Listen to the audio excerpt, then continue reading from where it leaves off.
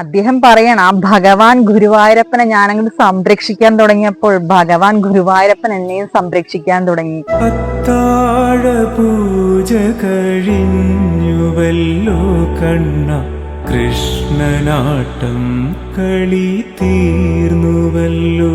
അദ്ദേഹം പറയണം, ആ ഭഗവാൻ ഗുരുവായൂരപ്പനെ ഞാനങ്ങോട്ട് സംരക്ഷിക്കാൻ തുടങ്ങിയപ്പോൾ ഭഗവാൻ ഗുരുവായൂരപ്പൻ എന്നെയും സംരക്ഷിക്കാൻ തുടങ്ങി. ഹരേ കൃഷ്ണ. ഭഗവാൻ ഗുരുവായൂരപ്പന്റെ ഒട്ടനവധി പേരുകൾ നമ്മൾ കേട്ടിട്ടുണ്ട്. എന്നാൽ എനിക്ക് വളരെ രസകരമായിട്ടൊരു പേര് കഴിഞ്ഞ ദിവസങ്ങളിൽ ഞാൻ കേൾക്കണ്ടായി. കുക്രു. കുട്ടിക്കൃഷ്ണൻ. വളരെ രസകരമായിട്ട് തോന്നിയ ഒരു കുക്രു എന്നൊരു പേര് കേട്ടപ്പോൾ കഴിഞ്ഞ ദിവസം ഏട്ടൻ എന്നോട് ഷെയർ ചെയ്ത അനുഭവ കഥയാണ്. അദ്ദേഹത്തിന്റെ നാട് എന്നുള്ളത് ഗുരുവായൂർ ചാവക്കാടിനടുത്ത് തന്നെയാണ്. ഉണ്ണിക്കണ്ണൻ നാട്ടുകാരൻ തന്നെയാണ് അദ്ദേഹം കുടുംബമായിട്ട് സ്റ്റേ ചെയ്യുന്നത് തൃശ്ശൂർ ഒല്ലൂർ എന്ന് പറഞ്ഞ സ്ഥലത്താണ്. അദ്ദേഹം വർക്ക് ചെയ്യുന്നത് ദുബായിലാണ്. ദുബായിൽ നിന്നാണ് എനിക്ക് മെസ്സേജ് അയച്ചിരിക്കുന്നത്.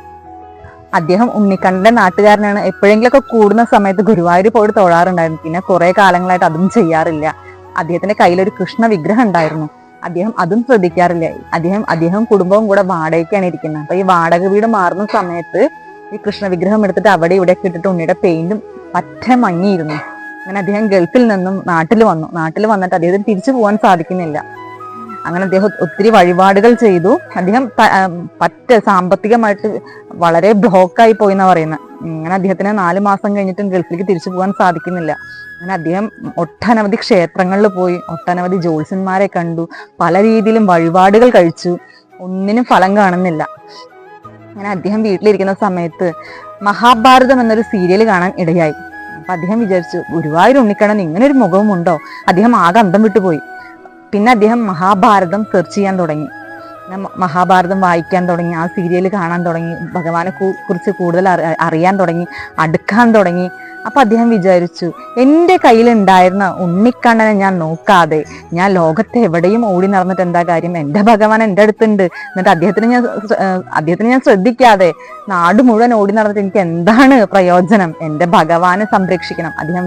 അദ്ദേഹം തൻ്റെ കയ്യിലുള്ള ആ വിഗ്രഹം, ഗുരുവായൂരപ്പന്റെ വിഗ്രഹം അദ്ദേഹം വളരെ ഭംഗിയായിട്ട് പെയിന്റ് അടിച്ച് ദിവസവും ഭഗവാനെ വിളക്ക് വെക്കാൻ തുടങ്ങി. താൻ കഴിക്കുന്ന എന്തൊരു ഭക്ഷണമാണെങ്കിലും ഭഗവാനെ സമർപ്പിച്ചുകൊണ്ട് കഴിക്കാൻ തുടങ്ങി. അതുപോലെ തന്നെ ചെറിയ കുട്ടികൾക്ക് സ്വീറ്റ്സ് കൊടുക്കും പോലെ ഭഗവാന് സ്വീറ്റ്സ് മേടിക്കാൻ തുടങ്ങി. അദ്ദേഹം പറയണം, ആ ഭഗവാൻ ഗുരുവായൂരപ്പനെ ഞാനങ്ങോട്ട് സംരക്ഷിക്കാൻ തുടങ്ങിയപ്പോൾ ഭഗവാൻ ഗുരുവായൂരപ്പൻ എന്നെയും സംരക്ഷിക്കാൻ തുടങ്ങി.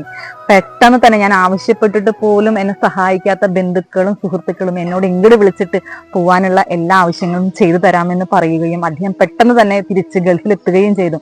സാമ്പത്തികപരമായിട്ട് ഭയങ്കര ബുദ്ധിമുട്ടിരിക്കുന്ന സമയമാണ് അദ്ദേഹത്തിന്. ജീവിതത്തിലെ എല്ലാ ഘട്ടങ്ങളും അദ്ദേഹത്തിന് ബ്ലോക്കായി കഴിഞ്ഞിരിക്കുന്നു. ആ സമയത്താണ് ഗുരുവായൂരപ്പനെ ചേർത്ത് വെക്കുന്ന ഭഗവാൻ അങ്ങ് ചേർത്ത് പിടിച്ച അദ്ദേഹത്തിന്. ഞാൻ ആരോടും ഭഗവാനെ ഗുരുവായൂരപ്പനെ ചേർത്ത് വെക്കണമെന്ന് ഞാൻ പറയില്ല. പക്ഷെ ചേർത്ത് വെച്ച ആളുകളുണ്ടെങ്കിൽ തീർച്ചയായിട്ടും ഭഗവാനെ സംരക്ഷിക്കുക തന്നെ ചെയ്യണം.